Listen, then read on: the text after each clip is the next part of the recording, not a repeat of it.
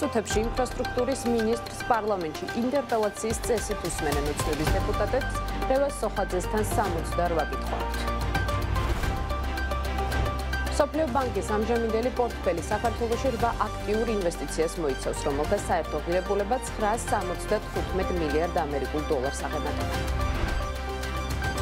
სექტემბერში TBC-ის არხებით უნაღდო დანახარჯებში ყველაზე დიდი 27%-იანი წილი სურსათს უჭირავს. სურსათზე ერთ ტრანზაქციაზე საშუალო დანახარჯი 17 ლარს შეადგენს. რუსთავის აზოტი ფოროვანი გვარჯილის ახალი საწარმოს აშენებას გეგმავს, რომელიც ექსპლუატაციაში 2026 წელს შევა. როიტერის დათვლით ამერიკის შეერთებული შტატების პრეზიდენტის ოჯახმა 2025 წლის პირველ ნახევარში კრიპტოაქტივების გაყიდვიდან $800 მილიონზე მეტი მიიღო.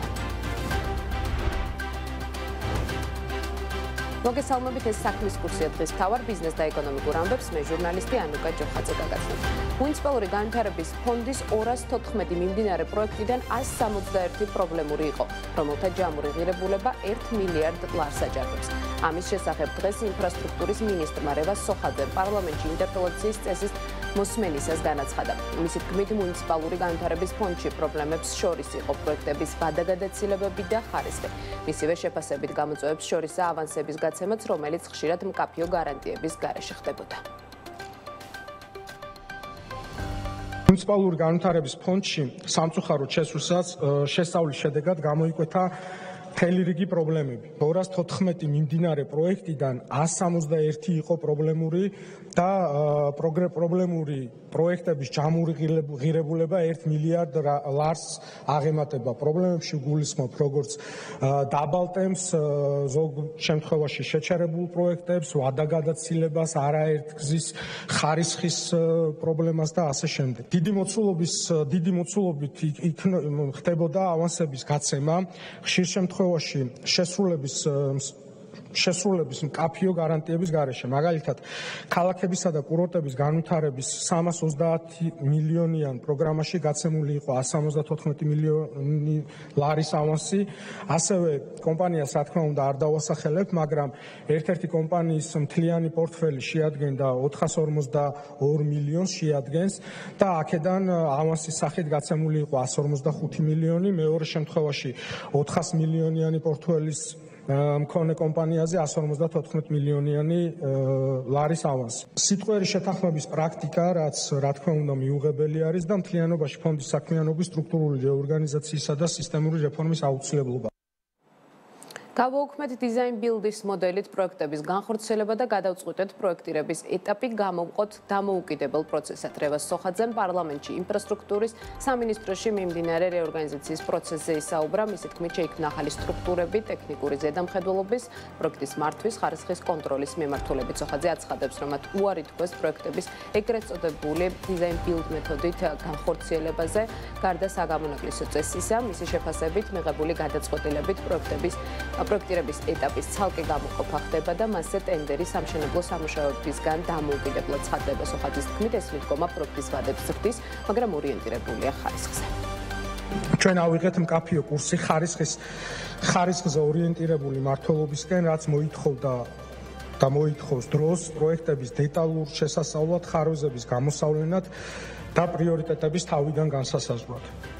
შეიქმნა ახალი სტრუქტურებიც, ტექნიკური ზედამხედველობის, პროექტის მართვის, ხარისხის კონტროლის მიმართულებით. ასევე უარი ვთქვით დიზაინ ბილდის კონტრაქტის მოდელზე, გამონაკლისის შემთხვევების გარდა, რომელიც მხოლოდ მთავრობის სპეციალური გადაწყვეტილებით ხდება, გადავწყვიტეთ, რომ პროექტირების ეტაპი გამოვხოთ დამოუკიდებელ პროცესად და კონკურენციის პირობებში შევარჩიოთ საუკეთესო არქიტექტურული და საინჟინრო გადაწყვეტილებები. ამ მიდგომამ ბუნებრივად გაზარდა პროექტების მომზადების ვადები, თუმცა საბოლოოდ ეს ნიშნავს ხარისხზე გაკეთებულ სწორ არჩევანს. ჩვენთვის პრიორიტეტულია არა მხოლოდ მშენებლობის სისწრაფე, არამედ შედეგების გრძელვადიანი ღირებულება, თანამედროვე გამძლე და ესთეტიკურად გამორჩეული ინფრასტრუქტურა. სწორად ამიტომ აქტიურად ჩავთეთ არქიტექტორები, როგორც პროექტირების, ისე გადაწყვეტილების მიღების პროცესში, მათ შორის საკონკურსო კომისიების შემადგენლობაშიც. ეს ნაბიჯი გვაძლევს საშუალებას თითოეული პროექტი იყოს მაღალი ხარისხის, ქალაქისა და გარემოს კონტექსტზე მორგებული და რეალური სარგებლის მქონე. ფიქრობ ბიზნესსა და სახელმწიფოს შორის მეტი კომუნიკაცია არის საჭირო. მიიჩნევს ღვინისა და ალკოჰოლური სასმელების მწარმოებელი კომპანია ასკანელის დამფუძნებელი გოჩა ჩხაიძე და ამავე დროს აღნიშნავს, რომ სახელმწიფოს დარგის განვითარებაში დიდი წვლილი შეაქვს. BMG-ს კითხვაზე არის თუ არა კერძო და საჯარო სექტორის კომუნიკაციის დეფიციტი, ასკანელის დამფუძნებელი პასუხობს, რომ ეს ბიზნესის ბრალიც არის. გოჩა ჩხაიძე აღნიშნავს, რომ ღვინის უმსხვილეს მწარმოებელ ქვეყნებსაც აქვთ პრობლემები და იქაც კერძო საჯარო დისკუსიები აქტუალურია. ღვინისა და ალკოჰოლური სასმელების მწარმოებელი კომპანია ასკანელის დამფუძნებელი აცხადებს, რომ მიმდინარე წელი მათთვის მარტივი არ ყოფილა, ერთ-ერთი მიზეზი კი მთავარ საექსპორტო ბაზარზე რუსეთში ღვინის შემცირებული ექსპორტია.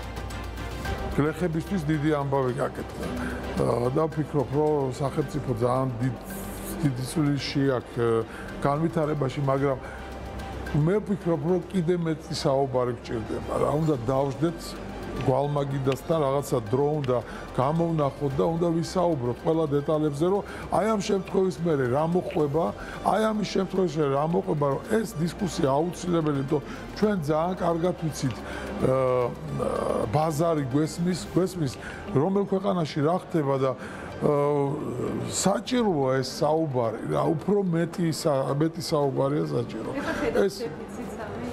იცით რა არის? ეს ჩვენი ბრალიც არის, იმიტომ რომ ჩვენ უარს არასოდეს არ გვეუბნებიან ამ საუბარზე და ჩვენი ბრალია, რომ ნაკლებ ინიციატივას ვიჩენთ და ნაკლებად ვთხოვთ ამ შეხვედრებს და ალბათ უფრო მეტი უნდა მოვთხოვოთ. სექტემბერში უნაღდო გადახდები გაიზარდა TBC კაპიტალის ინფორმაციით გასულ თვეში TBC ბანკის არხების მიხედვით მომხმარებლებმა გასული წლის ამავე პერიოდთან შედარებით მეტი უნაღდო დანახარჯი გასწიეს და მეტი ტრანზაქცია შეასრულეს. კერძოდ TBC-ის არხებით ჯამური უნაღდო დანახარჯები წლიურ ჭილში 18%-ით, ხოლო უნაღდო ტრანზაქციების რაოდენობა 11%-ით გაიზარდა. დანახარჯების 83% რეზიდენტებზე, 17% კი არარეზიდენტებზე მოდიოდა. რაც შეეხება კონკრეტულ სექტორებს, 2025 წლის სექტემბერში სასტუმროებში არარეზიდენტების საშუალო დანახარჯი დაახლოებით 3-ჯერ აღემატებოდა რეზიდენტების მაჩვენებელს.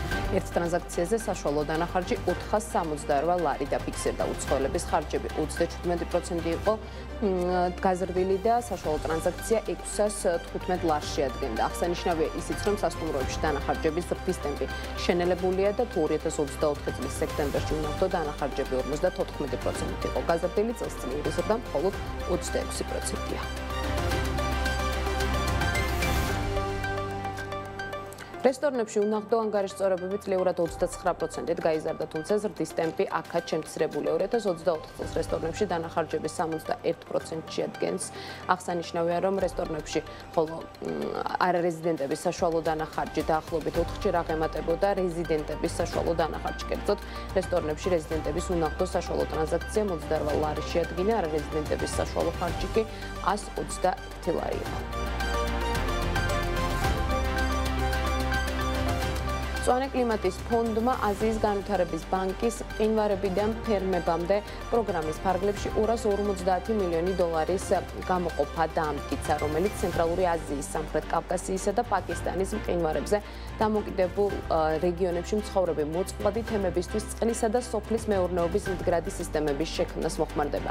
GCF-ის დაფინანსება უმეტესად გრანტის ფორმით გამოიყოფა და პროგრამაში მონაწილე ქვეყნებზე მომდევნო 10 წლის განმავლობაში გაიცემა.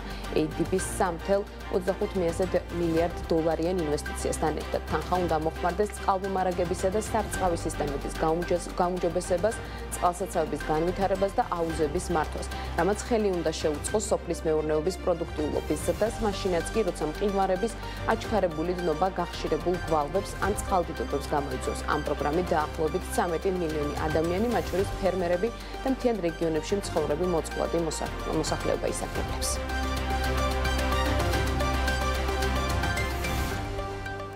პლასტიკის ბოთლებში ჩამოსხმული სასმლის რეალიზაციის რეგულირების საკითხების განხილვის მიზნით გარემოს დაცვისა და სოფლის მეურნეობის მინისტრის მოადგილეები სოლომონ პავლიაშვილი, ზურაბ ეზუკბაია და კახა კაკაბაძე ბიზნეს სექტორის წარმომადგენლებს შეხვდნენ. როგორც შეხვედრაზე აღინიშნა, ახალი ინიციატივის ფარგლებში იგეგმება საბიუჯეტო ორგანიზაციებისთვის, სამინისტროებისთვის, სისტემაში შემავალი უწყებებისთვის, ასევე სახელმწიფო წილობრივი მონაწილეობით შექმნილ საწარმოებში, თვითმმართველობის ორგანოებში, საგანმანათლებლო დაწესებულებებში და სტუმარ მასმიზლობის მრეწველობის სექტორისთვის სასმლის პლასმასის ბოთლებით შესყიდვის აკრძალვა, რაც პლასტიკის მოხმარების შემცირებას ემსახურება. ყურადღება გამახვილდა ახალ რეგულაციებზე გადასვლის ვადებზე.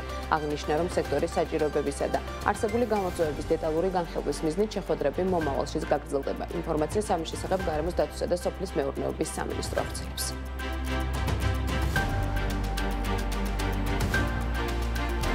საქმის კურსი 13 საათსა და 40 წუთზე ამით დასრულებულია. განახლებული ინფორმაციით 15 საათსა და 30 წუთზე BMG TV-ზე, ხოლო 17 საათსა და 40 წუთზე TV Pilot's-თან გიკეთებთ.